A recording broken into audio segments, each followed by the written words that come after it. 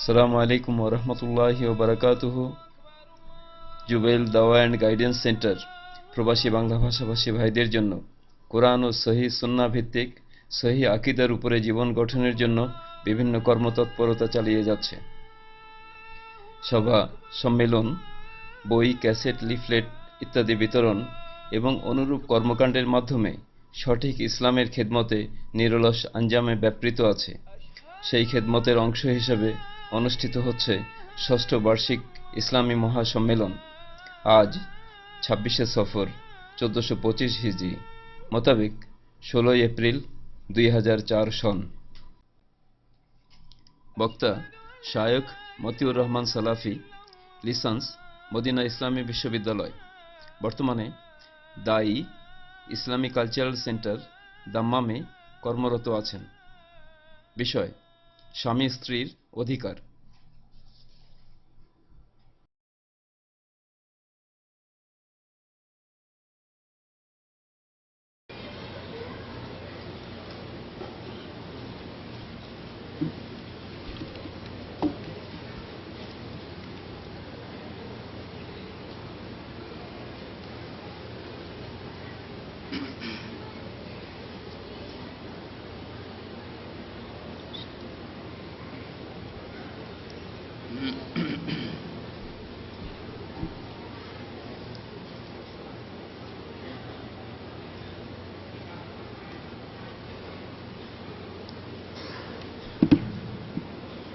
السلام عليكم ورحمة الله وبركاته.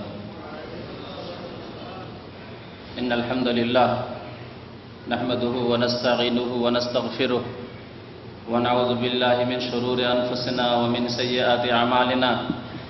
من يهده الله فلا مضل له ومن يضلله فلا هادي له. وأشهد أن لا إله إلا الله وحده لا شريك له وأشهد أن محمدا عبده ورسوله صلى الله تعالى عليه وعلى آله وصحبه وسلم تسليما كثيرا. أما بعد، فإن خير الحديث كتاب الله وخير الهدي هدي محمد صلى الله عليه وسلم وشر الأمور محدثاتها وكل محدثة بدعة وكل بدعة ضلالة وكل ضلالة في النار. أما بعد، أعوذ بالله من الشيطان الرجيم. بسم الله الرحمن الرحيم. ولهن مثل الذي عليهن بالمعروف وللرجال عليهن درجة.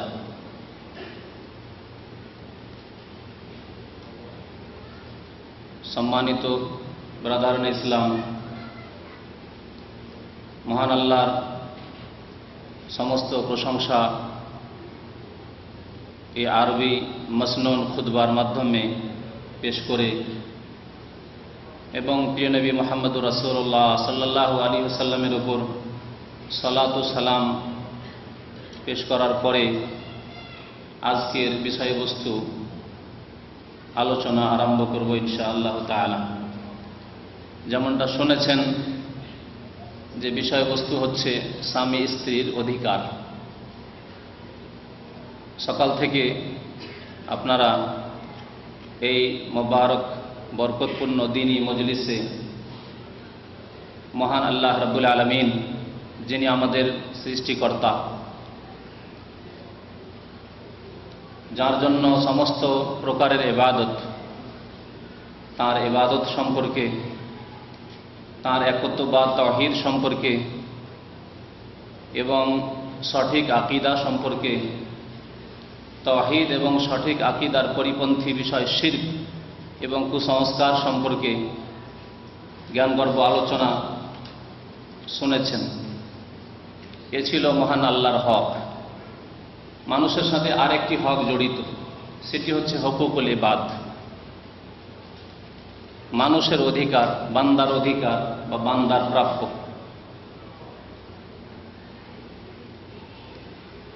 এক হচ্ছে আল্লাহর হক, আল্লাহর প্রাপ্য, এবং মানুষের প্রাপ্য। মানুষের মধ্যে এক রকমের মানুষ, যৌজাইন, স্বামী স্ত্রী। এছাড়াও অনেক মানুষের বিভিন্ন রকমের অধিকার রয়েছে, হক রয়েছে, প্রাপ্য রয়েছে।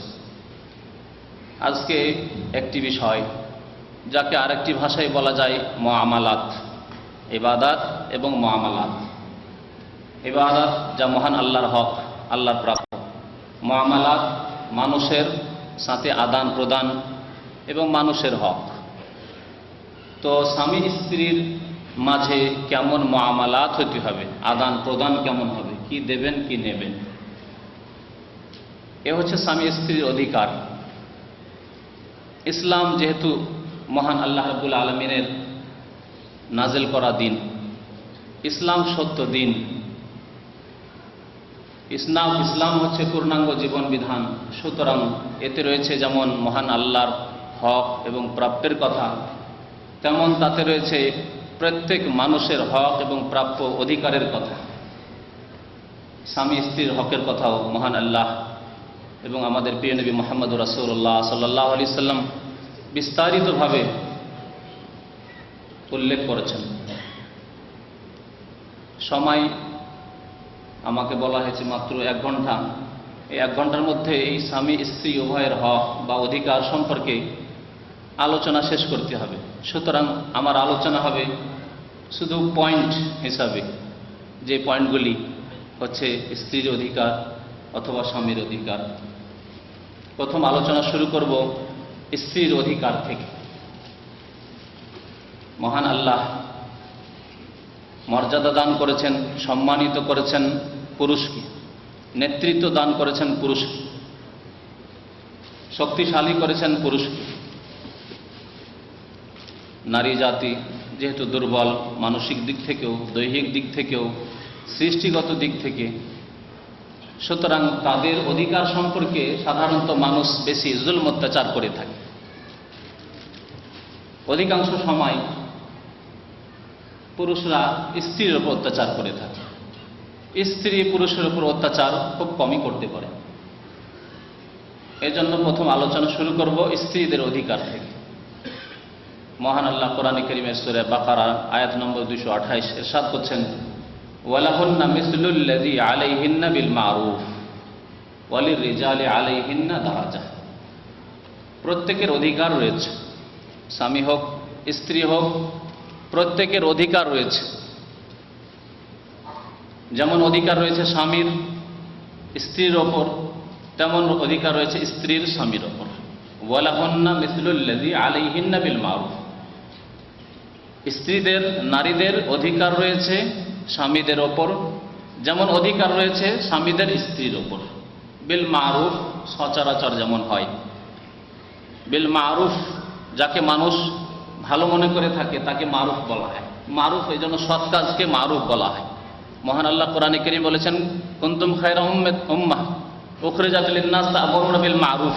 এখানে মারুফ মানে ভালো কাজ। তাই মারুফ মানে আসলে পরিচিত, ভালো কাজকে সবাই চেনে, আপন মনে করে, ভালো মনে করে। তো ভালো কাজকে মারুফ বলা হয়। এর বিপরীত হচ্ছে মুনকার, আপত্তিকর কাজ। আর মারুফ মানে যেটি, যে পরিবেশে, সুস্থ পরিবেশে যা সচরাচর হয়ে থাকে, রীতিনীতি, প্রথা, জায়েজ প্রথা, সুষ্ঠু পরিবেশে, বিকৃত পরিবেশে নয়, অনইসলামিক পরিবেশে নয়, ইসলামিক পরিবেশে যা কিছু হয়ে থাকে প্রথা, সেগুলি হচ্ছে মারুফ।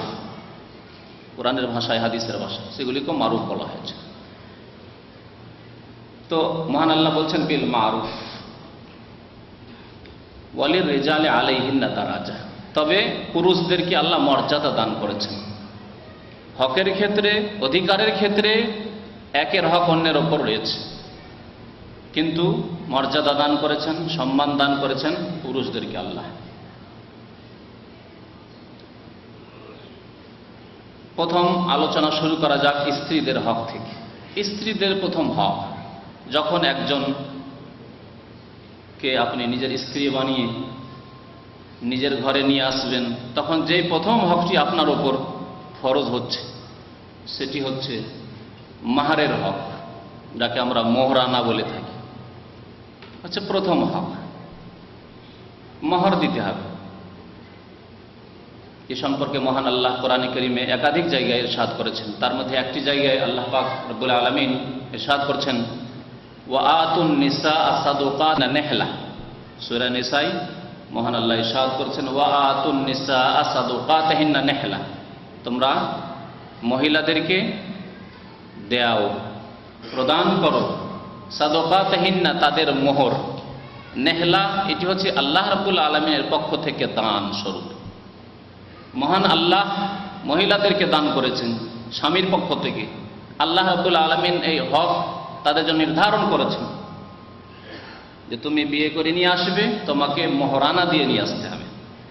সাদকাতহিন্না নেহলা, এই হকটি হচ্ছে স্ত্রীর, যে স্ত্রী হয়ে আসবে তার হক, অন্য কারো হক নয়। স্ত্রীর বাবার হক নয়, স্ত্রীর মায়ের হক নয়, এটি স্ত্রীর আত্মীয় স্বজনদের হক নয়। আর এতে স্বামীরও কোনো দাবি দাবা নেই, স্বামী ফিরিয়ে নিতে পারে অথবা মাফ নিয়ে নেবে, ক্ষমা নিয়ে নেবে, বাকি রেখে দেবে আর বাকির নাম দিয়ে ফাঁকি দেবে না। মহান আল্লাহ ইরশাদ করছেন যে এটি আল্লাহ রাব্বুল আলামিনের পক্ষ থেকে দান স্ত্রীদের জন্য, নেহলা। এই মোহর কেমন হইতে হবে? পয়সার আকারে হতে পারে, অলংকারের আকারে হতে পারে, ধন সম্পদের আকারে হতে পারে, এবং ধন সম্পদ না হয়ে যদি এমন কিছু হয় যা দিয়ে সেই মহিলা উপকৃত হতে পারে, মানফাত, তার ফায়দা হতে পারে, সেটিও মোহর হতে পারে। পয়সা, সোনা দানা, চাঁদি হওয়ার শর্ত নেই এই ক্ষেত্রে, যেহেতু প্রিয় নবী মুহাম্মদ রাসূলুল্লাহ সাল্লাল্লাহু আলাইহি সাল্লামের একটি হাদিস রয়েছে, সহিহ বুখারী মুসলিমে এই হাদিস রয়েছে। একজন মহিলা এসে প্রিয় নবী মুহাম্মদ রাসূলুল্লাহ সাল্লাল্লাহু আলাইহি সাল্লামের কাছে দরখাস্ত করলো, ইয়া রাসূলুল্লাহ যাওয়াজনি ওয়াহাবতু নাফসি লাকা ইয়া রাসূলুল্লাহ। প্রথম সেই মহিলা দরখাস্ত করলো যে হে আল্লাহ রসুল, আমি আপনাকে নিজেকে আপনার জন্য হেবা করে দিলাম, দান করে দিলাম। প্রিয় নবী মুহাম্মদ রাসূলুল্লাহ সাল্লাল্লাহু আলাইহি সাল্লামের জন্য আল্লাহ এই বিধান দিয়েছিলেন যে কোনো মহিলা যদি স্বেচ্ছায় বলে যে আমি আপনাকে বিবাহ করতে চাই, তাহলে নবী করিম সাল্লাল্লাহু আলাইহি ওয়াসাল্লাম ইচ্ছা করলে বিয়ে করতে পারেন, ইচ্ছা না হলে ত্যাগ করতে পারেন। একে কোরআনের ভাষায় হেবা বলা হয়েছে। সূরা আহজাবে মহান আল্লাহ ইরশাদ করেছেন, ইন ওয়াহাবাত নাফসাহা লিন নবী ইন আরাদান নবী আন ইয়াস্তানকিহাহা খালিসাতান লাকা মিন দুনিল মুমিনিন। ইন ওয়াহাবাত নাফসাহা লিন নবী, কেউ যদি নিজেকে হেবা করে, দান করে দেয় নবী করিম সাল্লাল্লাহু আলাইহি সাল্লামকে, লিন নবী ইন আরাদান নবী আন ইয়াস্তানকিহাহা, যদি নবী ইচ্ছুক হন যে বিয়ে করব, তাহলে ভালো কথা, বিয়ে করবেন। খালিসাতান লাকা, হে নবী তোমার জন্য এই মাসলাটি, এই বিধানটি খাস তোমার জন্য, শুধু মিন দুনিল মুমিন, কোন মুমিনের জন্য না। কোন মুসলিম মুমিনকে একজন মহিলা বলবে আমি তোমাকে বিয়ে করতে চাই, আর সে বলবে ঠিক আছে, আর মহরানা নেই, কিচ্ছু নেই, না, এই বিধান তাদের জন্য নেই। খালিসাতান লাকা মিন দুনিল মুমিন। তো সেই মহিলা এই আয়াতের আলোকে এসে দরখাস্ত করলো। নবী করিম সাল্লাল্লাহু আলাইহি সাল্লাম নীরব থাকলেন, ইচ্ছা ছিল না বিয়ের।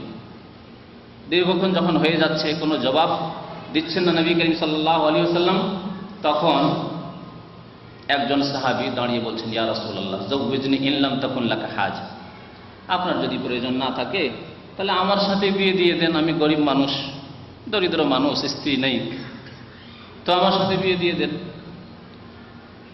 নবী করিম সাল্লাল্লাহু আলাইহি সাল্লাম জিজ্ঞেস করলেন, হাল ইনদাকা মিন শাই, তোমার কাছে আছে কিছু? মোহর দিতে হবে, বিয়ে করবে, মোহর দিতে হবে, কিছু আছে? সে বলছে, ইয়া রাসূলুল্লাহ মা ইনদি ইল্লা ইজারি, আমার কাছে আমার এই লুঙ্গিটি, পরনের লুঙ্গি ছাড়া আর কিচ্ছু নেই, কিচ্ছু নেই আমার কাছে।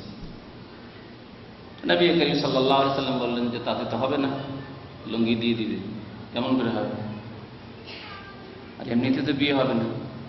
কি করো, এক কাজ করো, ইলতামিস ওয়ালাউ খাতামান মিন হাদিদ, যাও সন্ধান চালাও, তলাশ করো, যদি একটি লোহার আংটিও পাও, লোহার আংটিও যদি কোথাও খুঁজে পাও, যাও তলাশ করে নিয়ে এসো। তলাশ করলো বাড়িতে গিয়ে, এদিক সেদিক কোথাও পেল না, একটি লোহার আংটিও পেল। অথচ লোহার আংটির কোনো কালে কোনো মূল্য ছিল না, কিন্তু কিছু একটা দিতে হবে। এটি হচ্ছে সম্মান প্রদর্শন, শ্রদ্ধা প্রদর্শন। আল্লাহ রাব্বুল আলামিন এই মান, ইজ্জত, সম্মান দান করেছেন মহিলাদেরকে যে তুমি তোমার ঘরে নিয়ে আসবে, কিছু দিয়ে আসতে, কিছু দিয়ে নিয়ে আসতে। এই ইঙ্গিত বহন করে, সে মূল্যবান জিনিস হোক আর সামান্য মূল্যের জিনিস হোক না কেন। যখন আগুঠি খুঁজে পেল না, নবী করিম সাল্লাল্লাহু আলাইহি সাল্লাম বললেন, যে তাহলে কি করে বিয়ে করবি? হাল ইন্দাকা শাইয়্যুম মিনাল কোরআন, আচ্ছা বলো কিছু কোরআন মুখস্থ আছে? সে সাহেব বলছে, ইয়া রাসূলুল্লাহ নাম সূরাতা কাযা ওয়া কাযা ওয়া কাযা, অমুক অমুক সূরা আমার মুখস্থ আছে। নবী করিম সাল্লাল্লাহু আলাইহি ওয়াসাল্লাম বললেন, যাও ইযহাব ফাকাদ যাওয়াজতুকাহা বিমা মা'আকা মিনাল কোরআন। অন্য রিওয়ায়াতে রয়েছে ইযহাব ফাআল্লিমহা, যাও তোমার বিয়ে পড়িয়ে দিলাম এই মহিলার সাথে, তুমি তাকে কোরআন শিখিয়ে দাও। তাহলে কোরআনের তালিমকে এখানে মহরানা বলে নির্ধারিত করা হলো। তাহলে মোহরের জন্য টাকা পয়সা ধন দৌলত হওয়া জরুরি নয়, কিন্তু কিছু একটা হতে হবে যা দিয়ে সে মহিলা উপকৃত হতে পারে। মোহরের কোনো নির্দিষ্ট কমেরও কোনো প্রমাণ নেই, আর বেশি যে পরিমাণ হতে হবে এরকম কোনো নির্দিষ্ট পরিমাণ নির্ধারিত করা হয়নি। যদি কোনো সচ্ছল ব্যক্তি থাকে, আল্লাহ অনেক ধন দৌলত দিয়েছেন, লাখ লাখ টাকা মোহর দেয়, কোনো অসুবিধা নেই। তবে যত কম খরচ হবে তত বেশি বরকত হবে, মনে রাখবেন। যত কম মোহরানা হবে, যত কম খরচ হবে, তত বেশি বরকত হবে। প্রিয় নবী মুহাম্মদ রাসূলুল্লাহ সাল্লাল্লাহু আলাইহি ওয়াসাল্লাম একটি হাদিসে এই মোহর সম্পর্কে বলছেন, ইন্না আ'যামান নিকাহি বারাকাতান আইসারুহু মু'নাতান।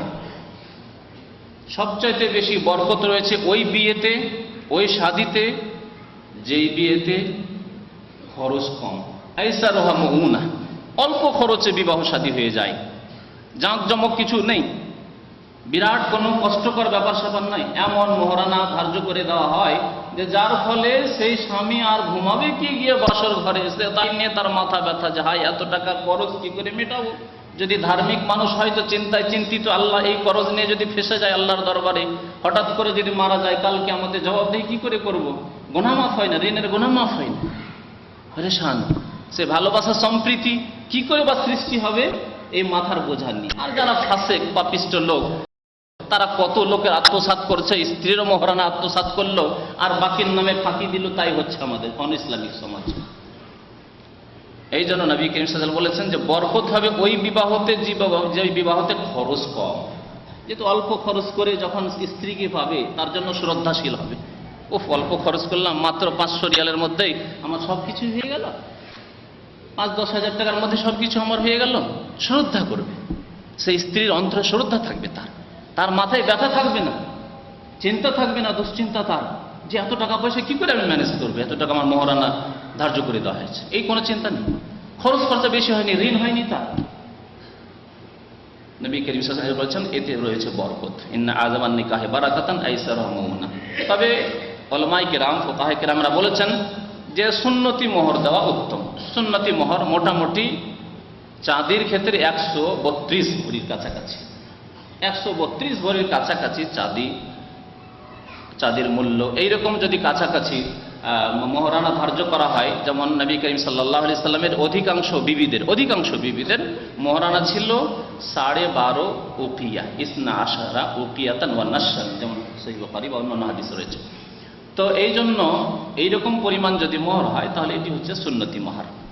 এ হচ্ছে একটি হক, সংক্ষেপে বলি। দ্বিতীয় হক হচ্ছে যখন স্ত্রীকে নিয়ে আসলেন তখন তার ভরণ পোষণের দায়িত্ব নিতে হবে, যাকে আরবি ভাষা বলে আন নাফাকা ওয়াল কিসওয়া। পানাহারের ব্যবস্থা দিতে হবে এবং পরনের লিবাস পোশাক দিতে হবে। আপনি যে পর্যায়ের মানুষ, যে রকমের পয়সাওয়ালা মানুষ, সেই রকমের কাপড় চোপড় দেবেন, সেই রকমের খাদ্য দেবেন। যেই দেশে যেই পরিবেশে থাকছেন সেই পরিবেশকে খেয়াল রেখেও আপনি তার এই ক্ষেত্রে অধিকার আদায় করবেন। যখন দেশে থাকবেন দেশের মতো, যখন দেশে না থেকে সৌদি আরবে রয়েছেন এখানকার মতো। একে বলা হয় মারুফ। তো আল্লাহ রাব্বুল আলামিন ভরণ পোষণের দায়িত্ব দিয়েছেন স্বামীকে। কোরআনে কারীমের সূরা বাকারায় আল্লাহ তাআলা ইরশাদ করেছেন, ওয়া আলাল মাউলুদি লাহু রিজকুহুন্না ওয়া কিসওয়াতুহুন্না, ওয়া আলাল মাউলুদি লাহু রিজকুহুন্না ওয়া কিসওয়াতুহুন্না বিল মারুফ। যে ব্যক্তি ছেলেদের মালিক, সন্তান সন্ততির মালিক, অর্থাৎ স্বামীর দায়িত্ব হচ্ছে রিজকুহুন্না, স্ত্রীদের পানাহারের ব্যবস্থা দেওয়া, রেজেক দেওয়া, পানাহারের ব্যবস্থা দেওয়া, কিসওয়াতুহুন্না, এবং তাদের লেবাস পোশাক বস্ত্রের ব্যবস্থা দেওয়া বিল মারুফ, যেমন সচরাচর হয়ে থাকে তার পরিবেশে বা তার মতো স্ট্যাটাসে যারা রয়েছে, তার মতো টাকা পয়সাওয়ালা যারা রয়েছে তারা যেই রকম দিয়ে থাকে ওই রকম, বা ইসলামিক পরিবেশে যা সাধারণত হয়ে থাকে সুস্থ পরিবেশে সেই রকম তাকে দিতে হবে বিল মারুফ। তো এই হচ্ছে একটি অধিকার স্ত্রীদের। তাহলে স্ত্রীর যদি যথেষ্ট পয়সা রয়েছে, চাকরি রয়েছে, ভালো ক্ষেত্রে চাকরি রয়েছে, যেখানে অবাধ মেলামেশা নেই, ফেতনা নেই, চাকরি করছে, বা আয় উপার্জন রয়েছে, টাকা পয়সা রয়েছে, তারপরে স্ত্রীর এক পয়সা খরচ করার দায়িত্ব নয়, না স্বামীর জন্য সে খরচ করার দায়িত্ব রাখে, তার উপর দায়িত্ব রয়েছে, না তার নিজের ক্ষেত্রে নিজের কাপড় চোপড় খাদ্য এই সেই এর জন্য সে খরচ খরচা করবে এই দায়িত্ব তার উপর রয়েছে, না এমনকি ছেলে মেয়েদের ক্ষেত্রে ছেলে মেয়ের শিক্ষাধিকার ক্ষেত্রে ইসলামে নারীদেরকে কোনো দায়িত্ব দেওয়া হয়নি। তারপরেও কোনো দায়িত্ব নেই। একজন মেয়ে যখন বাবার বাড়িতে থাকলো তখন তার ভরণ পোষণ, তার খাদ্যদ্রব্য, পানাহার আর রেজেক কে দেবে? বাবা দেবে। বাবা যদি বেঁচে নেই ভাইয়েরা দেবে, তার আত্মীয়রা দেবে, তাদের উপর দায়িত্ব। তার খরচ খরচার কোনো দায়িত্ব নেই। যখন বাবার বাড়ি থেকে বেরিয়ে শ্বশুরালয়ে আসলো তখন তার খরচ খরচা কে দেবে? স্বামী দেবে। তারপরেও আল্লাহ কি মর্যাদা দান করেছেন নারীদেরকে, যে আল্লাহ রাব্বুল আলামিন ভাগ বন্টনের ক্ষেত্রে ধন সম্পত্তির 2 ভাগ ছেলেকে দিয়েছেন, 1 ভাগ মেয়েদের দিয়েছেন। লিযযাকারি মিসলু হাযযিল উনসায়াইন। 2 ভাগ দেবেন ছেলেকে, 1 ভাগ দিতে হবে মেয়েকে। মেয়েকে বঞ্চিত করলে হবে না, যে জাহিলিয়াতের জামানায় আজকের অধিকাংশ আমাদের দেশের মুসলিমরা রয়েছে, যে মেয়েকে বিবাহ শাদী দিয়ে দিল, ব্যাস শেষ। সঠিক ন্যায্য হক দিচ্ছে না, যার কারণে তাদেরকে হারাম জিনিস দিতে হচ্ছে, যৌতুক। যৌতুক উল্টা মোহর। আল্লাহ মোহর দিতে বলেছেন, এরা স্ত্রী নিয়ে আসে আর তার সাথে সাথে উল্টা মোহর নিয়ে আসে। যে সংস্কৃতি হচ্ছে কাফেরদের, অমুসলিমদের সংস্কৃতি, সভ্যতা। এই সভ্যতা ইসলামিক সভ্যতা নয়।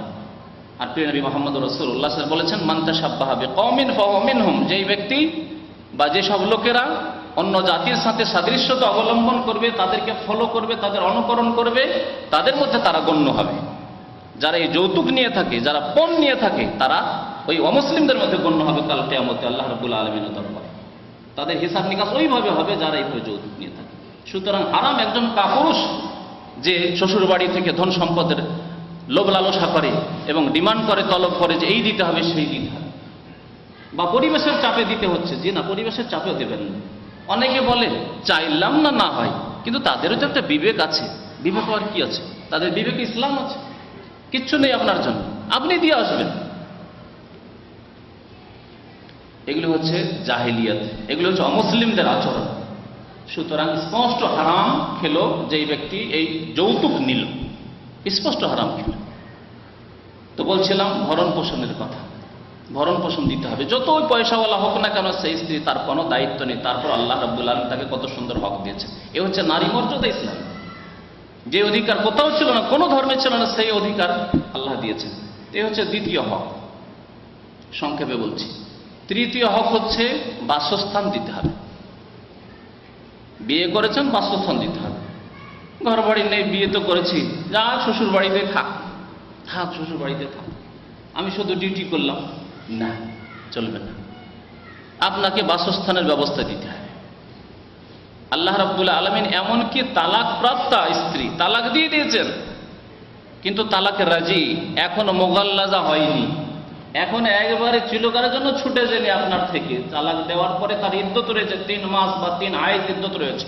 ততদিন পর্যন্ত আপনাকে তার বাসস্থান দিতে হবে। সূরা তালাক আয়াত নম্বর 6 মহান আল্লাহ ইরশাদ করেছেন, আসকিনুহুন্না মিন হাইতু সাকানতুম মিন ওয়াজদিকুম। স্ত্রীদেরকে তোমরা বাসস্থান দান করো।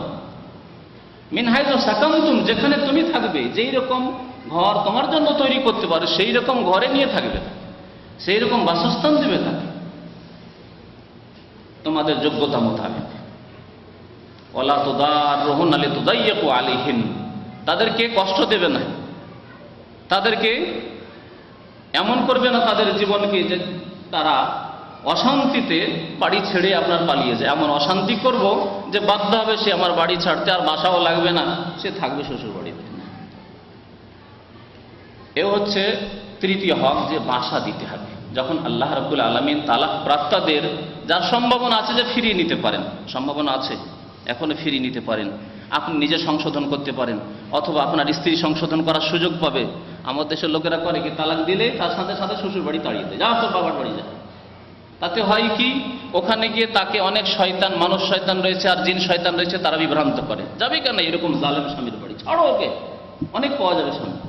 আর এখানে আপনাকে অনেক শয়তানে বিভ্রান্ত করছে যে পৃথিবীতে একটি মহিলা আছে নাকি, টাকায় 16টা আছে, ছাড়ো ওকে। এইভাবে আরো ডিস্টেন্স হয়ে যায়, দূরত্ব হয়ে যায়।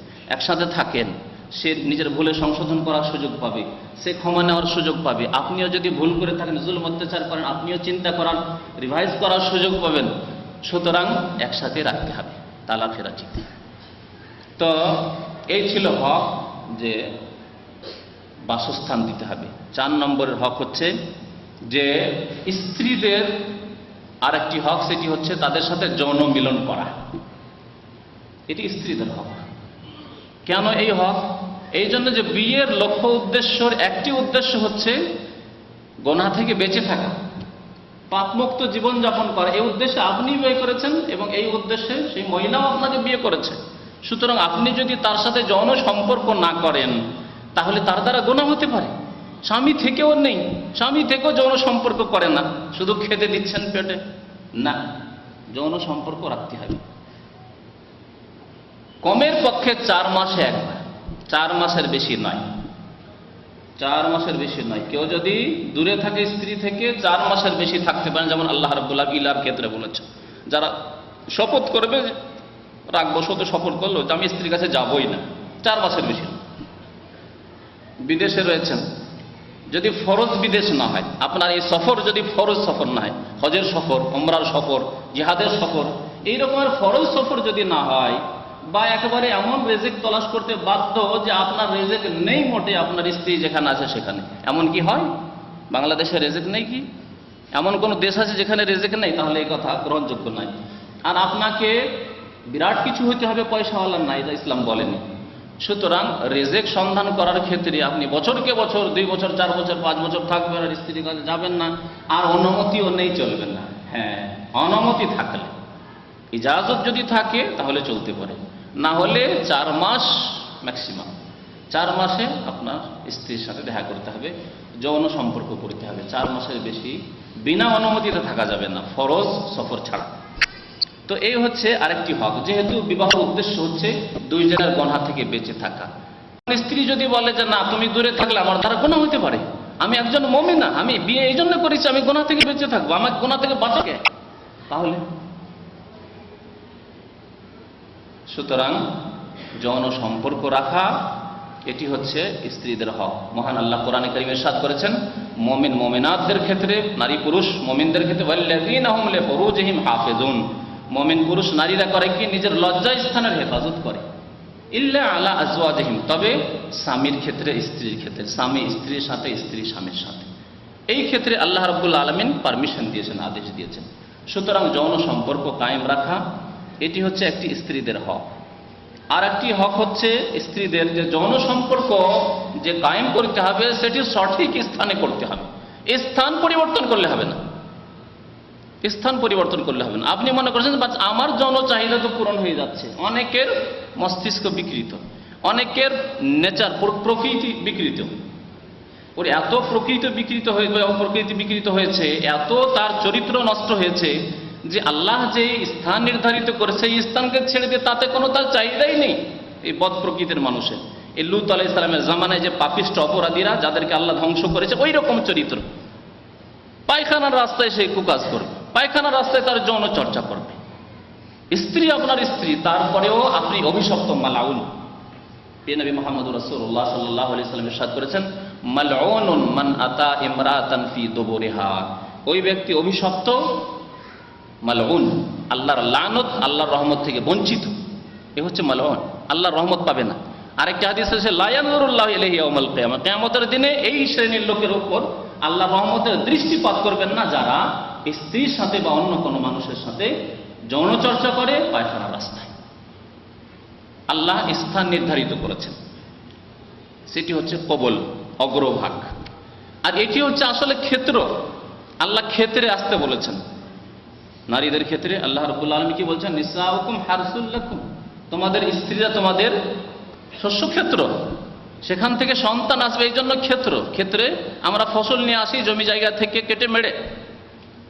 স্ত্রীর ক্ষেত্র হচ্ছে যেই জায়গাটি, সেখান থেকে সন্তান আসবে। আজীবন ধরে কেউ যদি সেই স্থান ছেড়ে দিয়ে অন্য কোনো স্থান ব্যবহার করে, ছেলে সন্তান জন্মাবে না, সুতরাং সেটি ক্ষেত্র না। আল্লাহ বলছেন নিসাউকুম হারসুল লাকুম ফাতু হারসাকুম, সুতরাং তুমি আসবে। কোথায় আসবে, কোথায় গমন করবে? হারসাকুম, তোমাদের ক্ষেত্রে, তোমার আপন জমিতে যাবে, আপন ক্ষেত্রে যাবে, যেইভাবে সেখানে যাও, কিন্তু ওই স্থান ঠিক থাকতে হবে। আর পায়খানার রাস্তা হচ্ছে ময়লা আবর্জনা রাস্তা, নোংরা রাস্তা, জঘন্য জায়গায় আল্লাহ রাব্বুল আলামিন কঠোরভাবে নিষেধ করেছেন। এমনকি আপনার আসল জায়গায় রয়েছে, অগ্রভাগই রয়েছে, কিন্তু হাইজের অবস্থায়, মেন্সের অবস্থায়, এই সময় যেহেতু সেই জায়গাটি নোংরা, সুতরাং আল্লাহ কঠোরভাবে নিষেধ করেছেন। ওয়ায়াসআলুনাকা আনিল মাহিদ, লোকেরা তোমাকে জিজ্ঞেস করে হে নবী হাইজ সম্পর্কে বা হাইজের অবস্থা সম্পর্কে, হাইজের স্থান সম্পর্কে, যে সেই সময় যৌন চর্চা করা যাবে কিনা। কুল হুয়া আযান, হে নবী সাল্লাল্লাহু আলাইহি ওয়াসাল্লাম আপনি বলে দেন যে হুয়া আযান, সেটি হচ্ছে কষ্টদায়ক জায়গা, নোংরা জায়গা। আযান নোংরা জায়গা, জঘন্য জায়গা। এখন জঘন্য হেরেছে, নোংরা হেরেছে, তোমার জন্য তাতে ক্ষতি রয়েছে, তোমার জন্য, তোমার স্ত্রীর জন্য, সবার জন্য চরম ক্ষতি রয়েছে। কুল হুয়া আযান ফাতাজিলুন নিসা ফিল মাহিদ, সুতরাং হাইজের অবস্থায় তোমরা স্ত্রী থেকে দূরে থাকো। স্ত্রীর মানে স্ত্রী সহবাস থেকে দূরে থাকো, স্ত্রীর সাথে পানাহার সবকিছুই করো, শুয়ে থাকো, ঘুমিয়ে থাকো, একই রুমে থাকো, একই বেডে থাকো, কিন্তু যৌন সম্পর্ক থেকে দূরে থাকো। ফাতাজিলুন নিসা ফিল মাহিদ ওয়ালা তাকরাবুহুন্না হাত্তা ইয়াতহুরনা, অতক্ষণ পর্যন্ত তোমরা নিকটবর্তী হবে না স্ত্রী, যতক্ষণ পর্যন্ত পাক পবিত্র না হয়ে যাবে। ফাইদা তাতাহহারনা, পাক পবিত্র হয়ে যখন গোসল করে নেবে, তাতাহহারনা আল্লাহ বলেছেন, ফাইদা তাহরনা বলেন, যখন গোসল করে নেবে, ফাতুহুন্না মিন হাইসু আমারাকুমুল্লাহ, সেখানেই এসো যেখানে আসার আল্লাহ আদেশ করেছেন। সুতরাং স্ত্রীর একটি হক হচ্ছে যে তার যে নির্দিষ্ট স্থান রয়েছে সেখানে আপনার যৌন চর্চা হবে। অন্য জায়গায় যৌন চর্চার জন্য বাধ্য করা, পীড়াপিড়ি করা, বা এমনিতে এমনকি সম্মতিও যদি থাকে, তারপরে সবগুলি লানতের কাজ। সম্মতি থাকে দুইজনের উপরে, লানত অভিশাপ। আর স্ত্রীর জন্য কোনো সময় উচিত নয় যে জবরদস্তি করলে সে রাজি হবে, বরং অস্বীকার করবে এবং এইরকম স্বামীকে ত্যাগ করবে, এইরকম স্বামীর বিরুদ্ধে কেস দায়ের করবে এবং এই স্বামীর থেকে নাজাত মুক্তির জন্য সে সচেষ্ট হবে। স্ত্রীদের আর একটি হক হচ্ছে তাদের সাথে সদাচরণ করা। এটি হচ্ছে সবচাইতে ব্যাপক হক। সদ আচরণ করতে, ভালো আচরণ করতে বলা হয়েছে। কেমন ভাবে স্ত্রীর সাথে ভালো আচরণ হয় সেটা আপনাকে ঠিক রাখতে হবে। এই ক্ষেত্রে আমাদের অনেক পারিবারিক সমস্যা হয়। একদিকে বাবা মা টানাটানি করছে, আরেকদিকে স্ত্রী বলছে তোমার বাবা মা খারাপ, আর বাবা মা বলছে তোমার বউ খারাপ, তোমার স্ত্রী খারাপ, ভালো না। তখন করবেন কি? দুই দিকে আপনি তালমেল দিয়ে চেষ্টা করবেন, মা বাবাকেও শান্ত করার চেষ্টা করবেন, তাদেরকে বোঝাবার চেষ্টা করবেন এবং স্ত্রীকেও বোঝাবার চেষ্টা করবেন, মধ্যপন্থা অবলম্বন করবেন। স্ত্রীর একেবারে হয়ে যাবেন আর মা বাবা যা বলছে সবকিছু বিনা যুক্তিতে শোনাবেন, তাও না, বরং আপনি একজন চিন্তাশীল মানুষ, এই ক্ষেত্রে চিন্তা করবেন। কোরআনে কারিমে মহান আল্লাহ ইরশাদ করেছেন ওয়াআশিরুহুন্না বিল মারুফ, স্ত্রীদের সাথে তোমরা সদাচরণ করো, ভালো জীবন যাপন করো, তারা যেন তোমাদের কাছে এসে সুখে শান্তিতে থাকে। আত্মীয় স্বজন সবকে ছেড়ে এসছে, ভাইদেরকে ছেড়ে এসছে, বোনদেরকে ছেড়ে এসছে, আপনজন বান্ধবীদেরকে ছেড়ে এসছে, বাবা মাকে ছেড়ে এসছে, যেখানে একেবারে বাল্য জীবন থেকে, মায়ের পেট থেকে যেদিন ভূমিষ্ঠ হয়েছে সেই দিন থেকে নিয়ে সাধনা বালিকা হওয়া পর্যন্ত কত তার আপনজন ছিল, সবকে ত্যাগ করে আপনার কাছে চলে এসছে। ওয়াআশিরুহুন্না বিল মারুফ, তাদের সাথে সদাচরণ করো। ফাইন কারিহতুমুহুন্না, আল্লাহ বলছেন হতে পারে যে কোনো একটি চরিত্র, কোনো একটি আচরণ, বিহার খারাপ লাগলো, স্বাভাবিক, মানুষ একসাথে চলাফেরা করলে সব দিকে আপনি পূর্ণতা পাবেন না, কিছু ত্রুটি রয়েছে। ফাইন কারিহতুমুহুন্না শাইআন ফাআসা আন তাকরাহু শাইআন, হতে পারে একটি জিনিস খারাপ লাগলো। অনেক সময় দেখা যায় যে আপনার উচ্চ আকাঙ্ক্ষা ছিল যে আমি বিএ পাস, এমএ পাস বিয়ে করব, বিএ পাস এমএ পাস না পেয়ে হয়ে গেল মাধ্যমিক। সবসময় মনের পীড়া আপনার, কি করলাম, আমি এমএ পাস, আমার মাস্টার ডিগ্রি রয়েছে, আর আমার স্ত্রী মাধ্যমিক, আমার স্ত্রী অত বুদ্ধিমান না, আমার স্ত্রী একবার অলস। এইরকম কিছু ত্রুটি থাকতে পারে। দিনের বড় কোনো ত্রুটি নেই, সে নামাজ ত্যাগ করে না, সে জেনা ব্যভিচারে লিপ্ত হয় না, অশ্লীলতা ছড়ায়, এইরকম বড় কোনো পাপ নেই, কাবিরা গুনাহ নেই, যেগুলি বড় আপত্তিকর। বরং কিছু ত্রুটি রয়েছে মানুষের মধ্যে। ফাইন কারিহতুমুহুন্না শাইআন ফাআসা আন তাকরাহু শাইআন, আল্লাহ বলছেন হতে পারে কোনো কিছুকে তুমি অপছন্দ করছো, ওয়ায়াজআল আল্লাহু ফীহি খায়রান কাসীরা, মহান আল্লাহ তাতে অনেক কল্যাণ রেখেছেন, অনেক কল্যাণ রেখেছেন। তাফসীর কারণ বলছেন যে হতে পারে যে ওই স্ত্রী যে হয়তো অশিক্ষিতা ছিল, ওই স্ত্রী যে হয়তো একটু অলস ছিল, তার পেট থেকে আল্লাহ রাব্বুল আলামিন এমন সুসন্তান আপনাকে দিলেন যে সুসন্তান আপনার জন্য সাদকা জারিয়া কিয়ামত পর্যন্ত, আপনার দিন দুনিয়ায় আপনার খ্যাতিকে ছড়ানো, দুনিয়ার ক্ষেত্রে কাজে আসলো, দিনের ক্ষেত্রেও কাজে আসলো হয়েছে। ফাআসা আন তাকরাহু শাইআন ওয়া ইয়াজআল আল্লাহু খায়রান ফীহি খায়রান কাসীরা। তো প্রিয় নবী মুহাম্মদ রাসূলুল্লাহ সাল্লাল্লাহু আলাইহি ওয়াসাল্লামের এই ক্ষেত্রে অনেকগুলি হাদিস রয়েছে, একটি হাদিস শুধু বলছি যেহেতু সময় অল্প। নবী করিম সাল্লাল্লাহু আলাইহি ওয়াসাল্লাম বলছেন আকমালুল মুমিনিনা ঈমানান আহসানুহুম খুলুকা, তোমাদের মধ্যে পূর্ণাঙ্গ মুমিন ওই ব্যক্তি যার চরিত্র সুন্দর, আহসানুহুম খুলুকা, চরিত্র ভালো। তার সাথে আরেকটি riwayate বাড়তি রয়েছে ওয়া আলতাফুহুম বিআহলিহি, এবং স্ত্রীর সাথে নম্র ব্যবহারকারী যেই ব্যক্তি, স্ত্রীর সাথে নম্র ব্যবহার যে ব্যক্তি করে সে হচ্ছে তোমাদের মধ্যে পূর্ণাঙ্গ মুমিন। তারপরে নবী করিম সাল্লাল্লাহু আলাইহি ওয়াসাল্লাম বলছেন ওয়া খিয়ারুকুম লিনিসাইহিম, তোমাদের মধ্যে উত্তম ব্যক্তি ওই ব্যক্তিরা যারা স্ত্রীদের সাথে ভালো আচরণ করে, স্ত্রীদের কাছে ভালো, স্ত্রীরা তাদের সুনাম করে, স্ত্রী তাকে ঘৃণা করে না, স্ত্রী তার বদনাম করে না, দুর্নাম করে না, স্ত্রী বান্ধবীদের সাথে বসে বলে না যে আমার স্বামী বড়ই জালেম, আমার স্বামী ভালো মানুষ নয়, আমার স্বামী ভালো আচরণ করে না, কোনোদিন এই বাড়ি থেকে সুখ শান্তি পেলাম না, এই রকমের ব্যাড সার্টিফিকেট যাতে না দেয় আপনার স্ত্রী। খিয়ারুকুম লিনিসাইহিম, প্রিয় নবী মুহাম্মদ রাসূলুল্লাহ সাল্লাল্লাহু আলাইহি ওয়াসাল্লাম অন্য একটি হাদিসে বলেন খায়রুকুম লিআহলিহি ওয়া আনা খায়রুকুম লিআহলি, তোমাদের মধ্যে উত্তম ব্যক্তি ওই ব্যক্তি যে ব্যক্তি তার স্ত্রীর কাছে ভালো, তার স্ত্রী সতী স্ত্রী হইতে হবে, তার স্ত্রী নামাজি স্ত্রী হইতে হবে, তার স্ত্রী মুমিনা স্ত্রী হইতে হবে, ফাসিকা হলেও হবে না, যেহেতু ফাসিকার শাহাদাত চলে না, ফাসিকার সার্টিফিকেট গ্রহণযোগ্য না কোথাও না। সুতরাং আপনি ভালো মানুষ, আপনার স্ত্রী ভালো মানুষ, যদি সার্টিফিকেট দেয় যে আমার স্বামী ভালো মানুষ, তাহলে এটি মূল্যবান সার্টিফিকেট। ও আনা খায়রুকুম লিআহলি, প্রিয় নবী মুহাম্মদ রাসূলুল্লাহ সাল্লাল্লাহু আলাইহি ওয়াসাল্লাম বলছেন যে আমি আমার স্ত্রীদের কাছে উত্তম ব্যক্তি। প্রিয় নবী মুহাম্মদ রাসূলুল্লাহ সাল্লাল্লাহু আলাইহি ওয়াসাল্লামের কাছে কিছু লোকেরা আসলো, তাদের স্ত্রীদের অভিযোগ করলো, এইরকম ঘটনা মদিনা আসার পরে ঘটলো।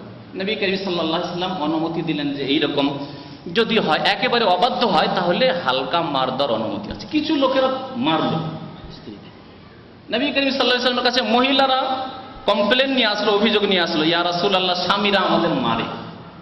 এই নবী মুহাম্মদ রাসূলুল্লাহ ওই স্বামীদের ক্ষেত্রে কি বলেছে যে স্বামীরা স্ত্রীকে মারে, উলাইকা লাইসু বিখিয়ারিহিম, তারা ভালো মানুষ না, তারা ভালো মানুষ না যারা স্ত্রীকে মারে। তাহলে স্ত্রীকে মারার অনুমতি আল্লাহ দিয়েছেন বিশেষ অবস্থায়, যখন দেখবেন অবাধ্যতা, নামাজ পড়ছে না, এত চেষ্টা করছেন, উপদেশ দিলেন নামাজ পড়ছেন, অশ্লীলতায় নিমজ্জিত, পাপে চলে যাচ্ছে, শুনছে না কথা।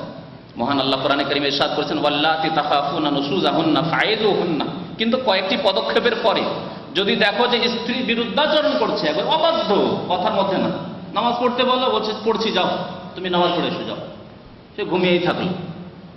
ওয়াল্লাতি তাখাফুনা নুশুজাহুন্না, যদি এইরকম বিরুদ্ধাচরণ দেখো ফাইযুহুন্না, তাহলে প্রথম উপদেশ দাও, বুঝাও, ওয়াজ করো, আল্লাহ বলছে নসিহত করো, একটি পদক্ষেপ। দ্বিতীয় পদক্ষেপ হচ্ছে যদি তাতে না হয়, উপদেশ অনেক দিলেন, চিঠি লিখলেন, টেলিফোনে কত বলেন না, মোটেই না, তার সংশোধন হচ্ছে না, অবাধ্য,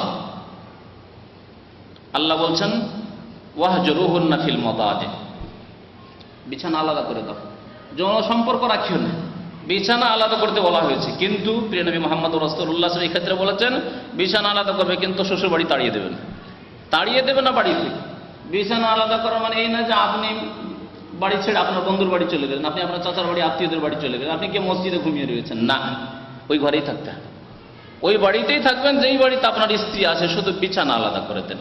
এতে পানিশমেন্ট হতে পারে, শিখে দিতে পারে, যদি সত্যিকার সে জ্ঞানী মহিলা হয় শিখে নেবে। দ্বিতীয় পদক্ষেপ ওয়াহজুরুহুন্না ফিল মাদাজি। তৃতীয় পদক্ষেপ আল্লাহ বলছেন যে ওয়াদরিবুহুন্না, মার দিতে পারো, কিন্তু হাদিসের গায়রা মুবাররাহ, এমন মার না যাতে সে মারে ফেটে যায়, ভেঙে যায়, স্পষ্ট বোঝা যায় যে মার খেয়েছে, ফুলে গেছে, না, মোটেই না। আদব দেওয়ার জন্য মার দুই প্রকার হয়, একটা হয় দরবে তাদিব আর একটা হচ্ছে দরবে তাজিব। তাদিব মানে আদব দেওয়ার উদ্দেশ্যে মারা, আর তাজিব মানে আযাব দেওয়ার, শাস্তি, পানিশমেন্ট দেওয়ার উদ্দেশ্যে মারা। আযাব দেওয়ার উদ্দেশ্যে, শাস্তি দেওয়ার উদ্দেশ্যে মারা জায়েজ নাই, ভালো করে মনে রাখবেন। আর আদব দেওয়ার উদ্দেশ্যে মারা জায়েজ। আপনি আপনার ছেলেকে মারেন, কিন্তু আযাব দেওয়ার উদ্দেশ্য যে পানিশমেন্ট দেবো, তাকে শাস্তি দেবো, একবারে আযাব দেবো না। একটা চোরকে মারলে আযাব দেওয়ার উদ্দেশ্যে মারেন, এটা ডাকাতকে মারলে, খুনিকে মারলে আযাব দেওয়ার উদ্দেশ্যে তাকে শাস্তি দিচ্ছি, আযাব। কিন্তু আপনি আপনার ছেলেকে স্নেহ করছেন, ভালোবাসছেন, মারছেন না, ওই রকম মার দেওয়ার কথা বলে দরবে তাদিব। আদবের মার দিতে হবে, আযাবের মার দিলে হবে না, এই মারের কথা বলে। তারপরেও মারটা ভালো আচরণ নয়। নবী করিম সাল্লাল্লাহু আলাইহি ওয়াসাল্লাম কি বলেছেন? উলাইকা লাইসু বিখিয়ারিন, এরা ভালো মানুষ নয়, যারা স্ত্রীকে মারে তা ভালো নয়, এটি ভালো চরিত্র নয়। তো স্ত্রীদের সাথে ভালো আচরণ করতে বলা হয়েছে। প্রিয় নবী মুহাম্মদ রাসূলুল্লাহ সাল্লাল্লাহু আলাইহি ওয়াসাল্লাম আরো একটি হাদিসে ইরশাদ করেছেন, ইস্তাউসু বিন নিসায়ে খায়রান, তোমরা স্ত্রীদের সম্পর্কে আমার থেকে ভালো উপদেশ নাও, ভালো উপদেশ নাও, তাদের সাথে ভালো আচরণ করো। ফাইন্নাহুন্না খুলিকনা মিন দিলাইন, কারণ স্ত্রী জাতিকে বাঁকা হাড় থেকে তৈরি করা হয়েছে।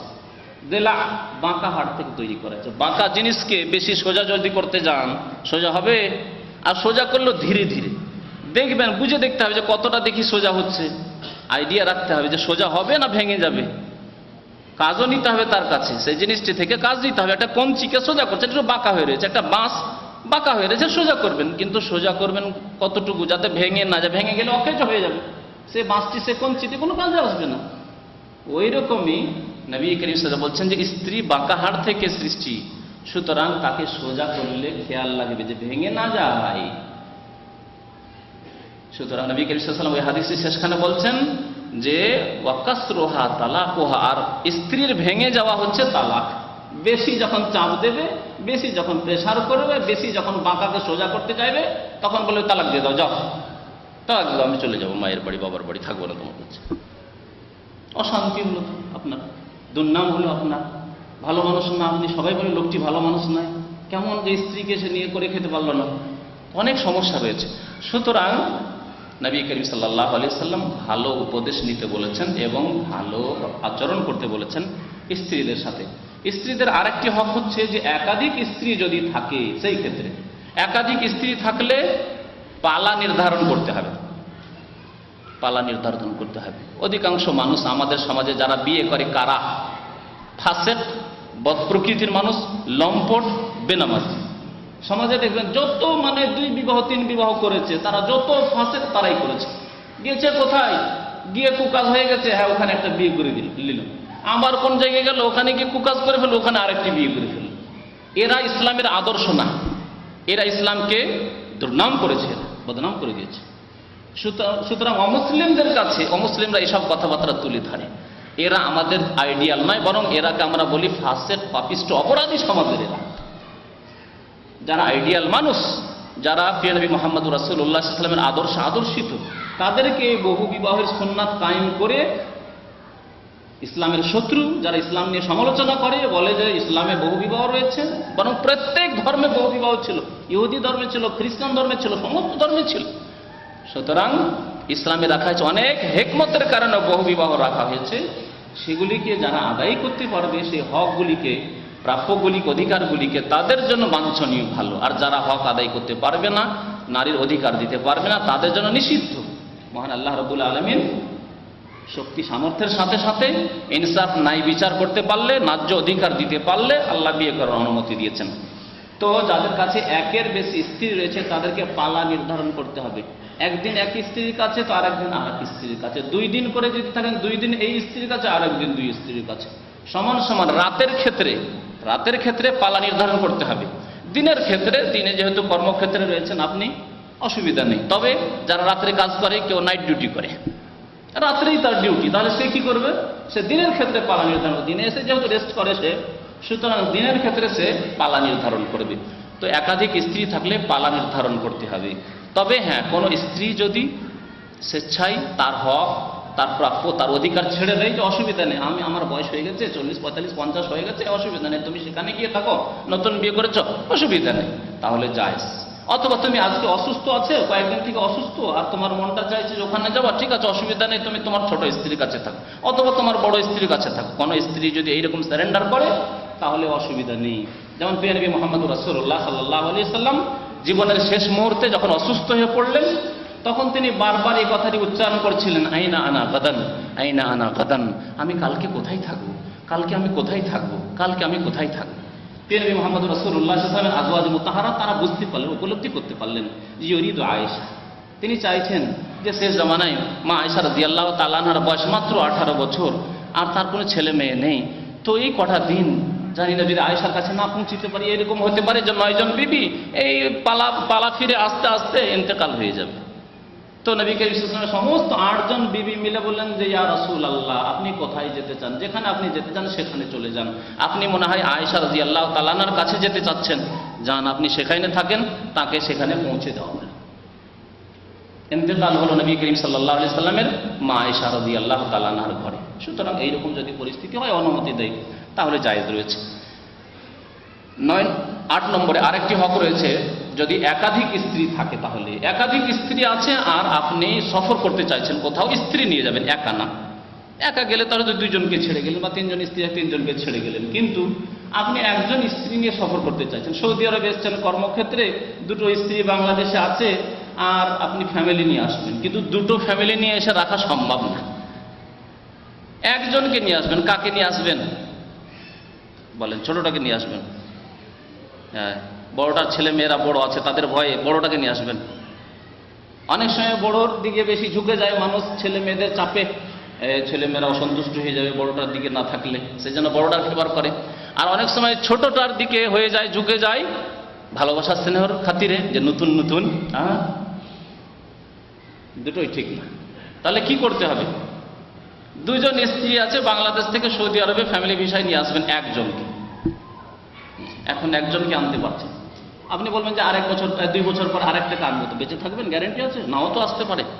এখন কি করবেন আপনি? বড়টাকে নিয়ে আসবেন না ছোটটাকে নিয়ে আসবেন? কেউ যদি বলে যে না, বড়টাকে নিয়ে আসা উচিত, যেহেতু সে আগে এসছে, সে বাড়িতে প্রথম এসছে, সুতরাং তার হক। এটি কি ইসলামে? কে বলবে জবাব? হ্যাঁ, কি বলছেন বুঝছি না। লটারি করতে হবে, মাশাআল্লাহ, ঠিক আছে। নবী করিম সাল্লাল্লাহু আলাইহি ওয়াসাল্লাম যখন সফরে যেতেন, জিহাদের সফরে বা কোনো সফরে যেতেন, তখন একজন স্ত্রী নিতে হবে, সবগুলো স্ত্রীকে নেওয়া সম্ভব না। তখন সহিহ বুখারীর হাদিস আছে, আকরা বাইনা নিসাইহি, স্ত্রীদের মাঝে লটারি করতেন, কোরআ করতেন, কার নাম আসছে, যার নাম উঠতো, যার নাম আসতো তাকে নিয়ে যেতেন। তো আপনি লটারি করবেন, এই লটারি করে স্ত্রীদের এইভাবে হক আদায় করবেন। এখন আসুন স্বামীদের হক সম্পর্কে। সময় মনে হয় শেষ হয়ে গেছে, তারপরে স্বামীদের হক বাকি আছে। আপনারা সবাই নারাজ হবেন যে একতরফা কথাবার্তা হয়ে গেল। তো স্বামীদের হক, স্বামীদের আল্লাহ অনেক হক রেখেছেন, এবং স্বামীদের হক স্ত্রীদের হক চাইতে কম না, বরং আসল হক স্বামীদের, নেতৃত্বের হক, আনুগত্যের হক, এই সবগুলি হক হচ্ছে স্বামীর হক। স্বামীদের প্রথম হক হচ্ছে যে স্বামীর জন্য শ্রদ্ধাশীল হতে হবে এবং স্বামীকে অন্তর থেকে ভালোবাসতে হবে। যেমন স্ত্রীকে ভালোবাসা দেবেন, স্ত্রীকে ভালোবাসা দিতে হবে, এটিও তার হক, কিন্তু স্বামীকে ভালোবাসতে এবং স্বামীর জন্য শ্রদ্ধাশীল হতে হবে। বিয়ে করেছেন আপনি, বিয়ে হয়ে গেছে আপনার কারো সাথে, হয়তো বিয়ের আগে আপনার অন্যদিকে টান ছিল। অনেক মহিলা আছে যে স্কুল কলেজে পড়াশোনা করতো, তার টান ছিল যে তার কাকাতো ভাই, তার মামাতো ভাই, তার ফুফাতো ভাই, খালাতো ভাইকে বিয়ে শাদী করবে, বা অমুক ছেলেটিকে বিবাহ শাদী করবো, ভাগ্যে জুটেনি, বিয়ে হয়নি। এখন বিয়ে করবেন, আপনার ইচ্ছাতে হচ্ছে না, হলো না, বিয়ে হয়ে গেল, স্বামীর ঘরে চলে গেলেন। এখন স্বামীকে অন্তর থেকে ভালোবাসতে হবে, স্বামীর জন্য শ্রদ্ধাশীল হতে হবে, অন্তরে ঘৃণা ভরে রাখলে হবে না যে কি হলো, এর সাথে আমার এই চলে আসলো দাম্পত্য জীবন, অথচ আমি অন্যকে চেয়েছিলাম, মোটেই না। আপনাকে অন্তর থেকে স্বামীকে ভালোবাসতে হবে, অন্তর থেকে শ্রদ্ধাশীল হতে হবে যে ইনি আপনার স্বামী। তো এই ভালোবাসা দিতে হবে। নবী করিম সাল্লাল্লাহু আলাইহি সাল্লাম ওই শ্রেণীর লোকদেরকে বলেছেন যে তারা আমার উম্মতের অন্তর্ভুক্ত না, যারা স্ত্রীদের মন মগজকে খারাপ করে দেয়, স্ত্রীদেরকে বিভ্রান্ত করে। লাইসা মিন্না মান খাব্বাবা ইমরাআতান আলা যাওজিহা, আমার উম্মতের সেই ব্যক্তি নয় যেই ব্যক্তি কোনো স্ত্রী লোককে, কোনো মহিলাকে বিভ্রান্ত করে স্বামীর ক্ষেত্রে। বিয়ে হয়ে গেছে, বিয়ে হওয়ার পরে গিয়ে বলছে কোনো স্ত্রীকে যে দেখো তোমার বিয়ে হয়ে গেলে এই লোকটার সাথে, এই লোকটা তো ভালো না, কুৎসিত লোক, লোকটার কি আমাদের এমন শিক্ষাগত যোগ্যতা নেই, ভালো চাকরি বাকরি নেই, ভালো কোনো আয় উপার্জন নেই, এক কাজ করি তোমার অন্য জায়গায় ব্যবস্থা করে দিচ্ছি বিয়ের। এইরকম যদি কেউ কুপরামর্শ দেই, নবী করিম সাল্লাল্লাহু আলাইহি ওয়াসাল্লাম কি বলেছেন? লাইসা মিন্নাহ, সে আমার উম্মতের না, আমার উম্মতের অন্তর্ভুক্ত না, যারা স্ত্রীদের মন মগজকে খারাপ করে, বিভ্রান্ত করে স্বামীর ক্ষেত্রে। কেন? যে ভালোবাসা সম্প্রীতি সৃষ্টি করতে হবে, এই ভালোবাসাকে নষ্ট করতে চাইছে। এই মর্যাদা দান করেছেন স্বামীকে, যে প্রিয় নবী মুহাম্মদুর রাসূলুল্লাহ সাল্লাল্লাহু আলাইহি ওয়াসাল্লাম একবার ইরশাদ করেছেন, লাউ কুনতু আমিরান আহাদান আন ইয়াসজুদা লি আহাদিন লা আমারতুল মারআতা আন তাসজুদা লি যাওজিহা। যদি আল্লাহ ছাড়া অন্য কাউকে সেজদার আমি আদেশ দিতাম কারো জন্য, তাহলে লা আমারতুল মারআতা, স্ত্রীকে বলতাম যে আন তাসজুদা লি যাওজিহা, তোমার স্বামীকে সেজদা করো, তোমার স্বামীকে সেজদা করো। কিন্তু ইসলামে আল্লাহ ছাড়া অন্য কাউকে সেজদা করা জায়েজ নেই। যদিও বিদআতপন্থী কবর পূজারীরা বলে যে সেজদা দুই প্রকার, সেজদায়ে তাজিমি আর সেজদায়ে ইবাদত। সেজদায়ে ইবাদত আল্লাহর জন্য, আর সম্মানের সেজদা, তাজিমের সেজদা পীরের জন্য করা যাবে, কবর মাজারে করা যাবে, হুজুরজিকে করা যাবে, পীরে কিবলা তাকে করা যাবে। তাদের কিবলা পীরও হয়, শ্বশুরও হয়, অনেকের কিবলা। আমার দেশে কিবলা অনেক, আমার কিবলার অভাব নেই। শুধু কাবা শরীফ কিবলা নয়, পীরে কিবলা, শ্বশুর কিবলা। জানি না এইসব কিবলা কোত্থেকে আসুন। হ্যাঁ, শ্বশুর কিবলা, হ্যাঁ, তো কিবলার অভাব নেই। কিবলা আমাদের একটি, কিবলা কাবা। তো কত মর্যাদা আল্লাহ রেখেছেন, এবং কেমন শ্রদ্ধাশীল হইতে হবে যে সেজদা জায়েজ হলে আপনি স্বামীকে সেজদা করে দিতেন। শ্রদ্ধাশীল হইতে হবে এরকম যে সেজদা যদি আল্লাহ জায়েজ করতো তো স্বামীকে সেজদা করে দিতাম। স্বামীর আরেকটি হক হচ্ছে যে স্বামীর আনুগত্য করতে হবে। যেহেতু স্বামীকে মহান আল্লাহ নেতৃত্ব দান করেছেন, যখন স্বামীকে আল্লাহ নেতৃত্ব দান করেছেন তখন স্বামীর আনুগত্য করতে হবে। কোরআনে কারিমে আল্লাহ রাব্বুল আলামিন ইরশাদ করেছেন, আর রিজালু কাওয়ামুনা আলান নিসা, পুরুষদেরকে স্ত্রীদের ওপর আল্লাহ নেতৃত্ব দান করেছেন, হাকিম করেছেন। সুতরাং তাদের আনুগত্য করতে হবে। কেন আল্লাহ এই নেতৃত্ব দান করলেন? যদি বলে কোনো মহিলা যে আমি কেন নেতৃত্ব পাবো না, গোটা একটা দেশের নেতৃত্ব মহিলা চালাতে পারছে, আর আমি আমার বাড়ির আমার স্বামীর নেতৃত্ব দিতে পারবো না, কেউ যদি বলে যে দেশ চালাতে পারলো এই মহিলারা, আর আমরা পারবো না স্বামীর নেতৃত্ব দিতে, আমার বাচ্চা কাচ্চাদের নেতৃত্ব দিতে পারবো না, তাহলে কি জবাব দেবে? মহান আল্লাহ বলছেন যে না, নেতৃত্ব তোমাকে দেওয়াই হয়নি, নেতৃত্ব তোমার জন্য নেই। আর রিজালু কাওয়ামুনা আলান নিসা, পুরুষদেরকে আল্লাহ নেতৃত্ব দিয়েছেন। কেন? দুটি কারণ আল্লাহ বর্ণনা করেছেন, বিমা ফাদ্দালাল্লাহু বা'দাহুম আলা বা'দ ওয়া বিমা আনফাকু মিন আমওয়ালিহিম।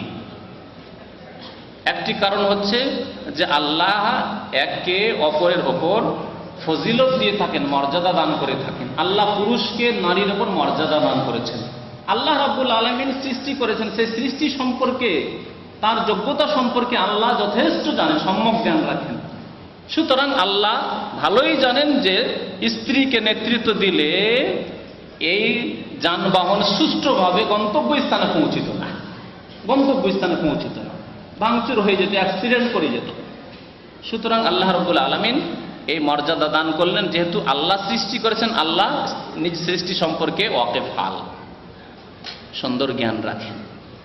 নিজের হাতে কোনো জিনিস যদি গড়ে তোলেন, আপনার চাইতে বেশি আর কে জানবে বলুন দেখি? নিজের হাতে একটা জিনিস তৈরি করেছেন মহান আল্লাহ। পুরুষকে আল্লাহ নিজের হাতে সৃষ্টি করেছেন, নারীকে আল্লাহ সৃষ্টি করেছেন, তাদের প্রকৃতি সম্পর্কে জানছেন, তাদের যোগ্যতা সম্পর্কে জানছেন, তাদের নেতৃত্বের ক্ষমতা সম্পর্কে আল্লাহ জানছেন। সুতরাং আল্লাহ রাব্বুল আলামিন নেতৃত্ব দান করেছেন এই ফজিলত মর্যাদার ভিত্তিতে স্বামীকে। আর আরেকটি হচ্ছে কারণ, অবিমা আনফাকু মিন আমওয়ালিহিম, যেহেতু পুরুষরাই ধন সম্পদ খরচ করে থাকে, বাড়ি তৈরি করলো পুরুষ, খাবার দাবারের খরচ, ভরণ পোষণ সব কিছুই দিচ্ছে, চিকিৎসা দিচ্ছে, সমস্ত প্রয়োজন মেটাচ্ছে স্বামী। সুতরাং নেতৃত্ব পাবে স্বামী। আনুগত্য করতে হবে। আনুগত্যের ক্ষেত্রে একটি কথা মনে রাখবেন যে আল্লাহ এবং রাসূলের আনুগত্যর জন্য কোনো শর্ত নেই, বিনা শর্তে আল্লাহ রাসূল আনুগত্য করতে হবে, কোনো শর্ত নেই। যেমন এক শ্রেণীর মানুষরা নবী করিম সাল্লাল্লাহু আলাইহি ওয়াসাল্লামের আনুগত্য করে কিন্তু শর্ত সাপেক্ষ। কেমন? যে যদি আমাদের ইমাম সাহেব স্বীকৃতি দিয়ে থাকেন, ওই হাদিসটা মেনে থাকেন, তাহলে করলাম, আর না হলে বুখারী শরীফে আছে, বলেন যাবে বুখারী শরীফে আছে ওই সুন্নাতটি বা ওই হাদিসটি, ওই যে আমাদের যে ইমাম সাহেব বলেননি, আমাদের বড়রা বলেনি, তাহলে এরা শর্ত সাপেক্ষ রাসূলুল্লাহ সাল্লাল্লাহু আলাইহি ওয়াসাল্লাম আনুগত্য করে কিন্তু শর্ত লাগিয়ে। এদের যে মুক্তি হবে কিনা আল্লাহ ভালো জানেন তাদের সম্পর্কে। তো আল্লাহ এবং রাসূল সম্পর্কে কোনো শর্ত নেই আনুগত্যের ক্ষেত্রে, বিনা শর্তে যা আল্লাহ বলেছেন, যা রাসূলুল্লাহ সাল্লাল্লাহু আলাইহি ওয়াসাল্লাম থেকে সহিহ সূত্রে প্রমাণিত আনুগত্য করতে হবে, বিনা কোনো কন্ডিশন। এছাড়া আল্লাহ এবং রাসূল ছাড়া অন্যের ক্ষেত্রে শর্ত রয়েছে। স্বামীর আনুগত্য করতে হবে মহিলাকে, কিন্তু ইন্নামাত তাআতু ফিল মারুফ। নবী মুহাম্মদ রাসূলুল্লাহ সাল্লাল্লাহু আলাইহি ওয়াসাল্লাম বলছেন যে আনুগত্য করতে হবে ভালো কাজের ক্ষেত্রে, জায়েজ ক্ষেত্রে, বৈধ ক্ষেত্রে। নবী মুহাম্মদ রাসূলুল্লাহ আরো হাদিসে বলেছেন লা তাআতা লি মাখলুকিন ফি মাসিয়াতিল খালিক। স্রষ্টা মহান আল্লাহর নাফরমানি করে, বিরুদ্ধাচরণ করে কোন সৃষ্টির আনুগত্য করা যাবে না। সে স্বামী হোক, বাবা হোক, মা হোক, যে কেউ হোক না কেন, আনুগত্য করা যাবে না যদি আল্লাহ এবং রাসূলের নাফরমানি হয়। স্ত্রী বলছে দাড়ি রেখো না, দাড়ি রাখা যাবে না। অনেক ভাইয়েরা দাড়ি এই জন্য রাখে না যে স্ত্রীর নিষেধ, হোম মিনিস্টার থেকে তার নিষেধ দাড়ি রাখা। দাড়ি রাখেন, আনুগত্য করা যাবে লা তাআতা লি মাখলুকিন ফি মাসিয়াতিল খালিক। আপনার স্ত্রী যদি বলে ঠান্ডার সময়, ফজরের সময় ফজর নামাজ পড়তে যাচ্ছ, বিছানা ঠান্ডা হয়ে যাচ্ছে, কেন যাবে তুমি? বিছানা গরম করে রাখো, তাকেও বিছানায় তুমি, তাহলে ফজর নামাজ পড়তে যাবেন না। জি না, আল্লাহকে অসন্তুষ্ট করে, রাসূলুল্লাহ সাল্লাল্লাহু আলাইহি ওয়াসাল্লামের বিরুদ্ধাচরণ করে কোনো মানুষের আনুগত্য চলবে না।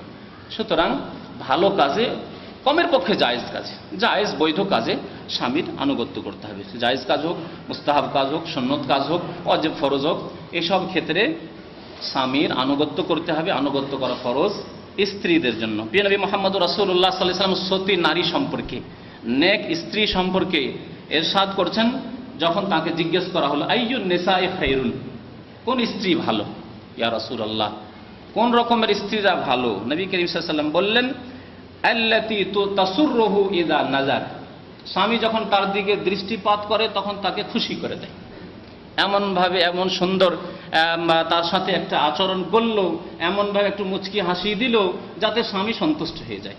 বাড়িতে পৌঁছেছে, চট করে গিয়ে দরজাটা খুলে দিল, দরজা খুলে এমনভাবে ওয়েলকাম করলো যে সমস্ত ক্লান্তি, সারা দিনের সারা রাতের ক্লান্তি সব ভুলে গেল। তাসুররুহু ইযা নাজার, যখন তার দিকে দৃষ্টি পড়লো স্ত্রীর দিকে, তখন স্বামী খুশি হয়ে গেল। ওয়া তুতিউহু ইযা আমার, যখন আদেশ করবে স্বামী তখন তার আনুগত্য করবে, কথা মানবে। এটি হচ্ছে স্বামীর হক। ওয়ালা তুখালিফুহু ফি নাফসিহা ওয়া মালিহা বিমা ইয়াকরাহ, নিজের ক্ষেত্রে, স্ত্রী নিজের ক্ষেত্রে অথবা নিজের ধন সম্পদের ক্ষেত্রে এমন কোনো ভূমিকা নেবে না, এমন কোনো কাজকর্ম হেফাজত করবে, পর্দা করবে, যাতে স্বামীর সন্দেহ না হয়, স্বামীর সংশয় না হয়ে যায় যে আমার স্ত্রী মনে হয় ভালো না। এইরকম পরিবেশে যাবে না, এইরকম লোকজনের সাথে দেখা সাক্ষাৎ করবে না, এইরকম জায়গায় যাবে না, ক্ষেত্রে যাবে না, বিনা অনুমতিতে যেখানে সেখানে বাজারে মার্কেটে চলে যাবে না, বিনা অনুমতিতে বাবার বাড়ি চলে যাবে না, যাতে সন্দেহ হয় যে জানি না এইভাবে কেন চলে গেল, নিশ্চয়ই কোনো ব্যাপার স্যাপার আছে, সন্দেহের উদ্রেক যাতে না হয়।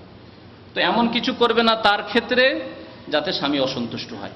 আর স্ত্রীর হয়তো ধন সম্পদ, কিন্তু এই ক্ষেত্রে স্বামীর যদি পরামর্শ নিয়ে নেয় ভালো। আমার ধন, স্ত্রীর ধন, সে যেইভাবে ইচ্ছা খরচ করতে পারে, তারপরও স্বামীর কাছে একটু পরামর্শ নিল, স্বামীর মনটা খুশি হবে যে টাকা তো তার, সে ইচ্ছা করলে সবকিছু দান করে দিতে পারে, সে ইচ্ছা করলে তার বাবা মাকে দিয়ে চলে আসতে পারে, তারপর আমার পরামর্শ নিচ্ছে। তো এটিও হচ্ছে স্বামীর একটি হক। স্বামীর আরেকটি হক হচ্ছে যে স্ত্রীর ওপর স্বামীর আরেকটি হক হচ্ছে যে স্ত্রী স্বামীকে পুরোপুরিভাবে ভোগের ক্ষেত্রে, সম্ভোগের ক্ষেত্রে বাধা দেবে না, পুরোপুরি তাকে পুরোপুরিভাবে তাকে ভোগ করার সুযোগ দেবে। এমনকি নফল এবাদত, মুস্তাহাব এবাদতের ক্ষেত্রেও, মুস্তাহাব নফল এবাদত করে স্বামীকে বাধা দেবে না। এমন হবে না যে স্বামী এই সময় ভোগ করতে চাইছিল আর ওই সময় সে নফল এবাদতে ব্যস্ত, না। দিনে রোজা রাখে অথচ স্বামীর প্রয়োজন দিনে তার সাথে যৌন চর্চা করা, তার সাথে সহবাস করার, আর রোজা রেখে নিয়েছে। সোমবারে বৃহস্পতিবার রোজা রাখবে, স্ত্রীকে যদি স্বামী অনুমতি না দেয় রোজা রাখবে না। আইয়ামে বীজের রোজা রাখবে, মাসে 3 দিন রোজা রাখবেন, মনে করেন যে কোনো দিনে রোজা রাখবে। নফল রোজা, সুন্নত রোজা ফরজ ছাড়া যদি রাখতে হয় তাহলে স্বামীর অনুমতি নিতে হবে। এইভাবে নবী করিম সাল্লাল্লাহু আলাইহি ওয়াসাল্লাম স্পষ্ট একটি হাদিসে বলেছেন, লা তাসুমু ইমরাতুন ইল্লা বিইজনি যাওজিহা, স্বামীর অনুমতি ছাড়া কোনো স্ত্রী নফল রোজা রাখবে না। এইভাবে একটি হাদিস রয়েছে এর ক্ষেত্রে, নামাজের ক্ষেত্রেও। সাফওয়ান বিন মুআত্তাল একজন সাহাবী ছিলেন, একদিন তার স্ত্রীকে খুব মেরেছেন। স্ত্রী এসে অভিযোগ করলো, ইয়া রাসূলুল্লাহ, আমার স্বামী আমাকে মেরেছে, অত্যাচার করেছে আমার উপর। নবী করিম সাল্লাল্লাহু আলাইহি ওয়াসাল্লাম সাফওয়ানকে ডাকলেন, ব্যাপার কি সাফওয়ান, তুমি স্ত্রীকে কেন মারলে? তখন সাফওয়ান বলছে, ইয়া রাসূলুল্লাহ, আর বলবেন না, সারাদিন আমি মেহনত পরিশ্রম করে আসি, আর আসার পরে সন্ধ্যায় এসে আমার ইচ্ছা হয় যে আমার স্ত্রী আমার পাশে আসুক, আর তখন সে তাহাজ্জুদ শুরু করে, আর দীর্ঘক্ষণ ধরে তাহাজ্জুদ পড়তেই থাকে, যতক্ষণ আমার ঘুম চলে আসে, তারপরেও আসে না। কখন যে আসে আমি আর জানতে পারি না, সকাল হয়ে যায়। এই অবস্থা, এইরকম নামাজ পড়ে সে, এই জন্য মার দিয়েছি। নবী করিম সাল্লাল্লাহু আলাইহি ওয়াসাল্লাম বলেছেন, তা তো অন্যায় করেছো তাহলে তোমার স্ত্রী। না, খবরদার না। নামাজ যদি পড়তে হয়, নফল নামাজ, তাহাজ্জুদ নামাজ পড়তে হয়, তাহলে স্বামীর অনুমতি ক্রমে। তাহলে স্বামী যদি ভোগ করতে চায়, ওই সময় নফল ইবাদত দিয়েও বাধা দেওয়া যাবে না। আর নফল ইবাদত ছাড়া কাজকর্মের ব্যস্ততা, এখন কিচেন আছে, রান্না করছি, যাও তুমি ঘরে বসো, না, করা যাবে না। এখন নয়, পরে ডাক দিচ্ছে স্বামী হয়তো, যে এসো একটু বসো, একটু আমাকে ঠান্ডা করো, পাখা দাও, বা এই করো সেই করো, খেদমত করো। না, বলছে না না না, এখন আমার সময় না, আমি ছেলে মেয়ে নিয়ে ব্যস্ত আছি, বাচ্চাদের নিয়ে ব্যস্ত আছি, খাবার দাবার তৈরি করছি। না, এইরকম কথাবার্তা বলবে না। সব ছেড়ে স্বামীর কাছে পৌঁছে যাবে এবং স্বামীকে ভোগ করার ক্ষেত্রে কোনো রকম ভাবে বাধা দেবে না, ফরজ ওয়াজিব কাজ ছাড়া। শেষখানে আলোচনা শেষ করছি, যেহেতু আমাকে বলা হয়েছে এক্ষুনি শেষ করতে 5 মিনিটের মধ্যে, আর 5 মিনিট প্রায় হয়ে গেছে। শেষখানে মনে রাখতে হবে যে সব ক্ষেত্রেই স্বামীর নেতৃত্ব মেনে নিতে হবে, সব ক্ষেত্রে স্বামীর নেতৃত্ব মেনে নিতে হবে। আর নেতৃত্বের ক্ষেত্রে আরেকটি কথা মনে রাখবেন, আজকাল আমাদের দেশে পশ্চিমা সভ্যতা এসছে। অনেক ভাইরা জিজ্ঞেস করে যে আমার স্ত্রী আমাকে তালাক দিয়ে দিচ্ছে। কত যে এরকম মাসলা মাসাইল আসে যে আমার স্ত্রী আমাকে তালাকনামা পাঠিয়েছে। তাহলে নেতৃত্ব কার কাছে? স্ত্রীর কাছে। তালাক দেবে স্ত্রী, মানে নেতৃত্ব স্ত্রীর কাছে। এই পশ্চিমা সভ্যতা, ইহুদি নাসারাদের সভ্যতা আর মন গড়া সভ্যতা। ইসলামের নেতৃত্ব স্বামীর হাতে, সুতরাং স্বামী তালাক দেবে।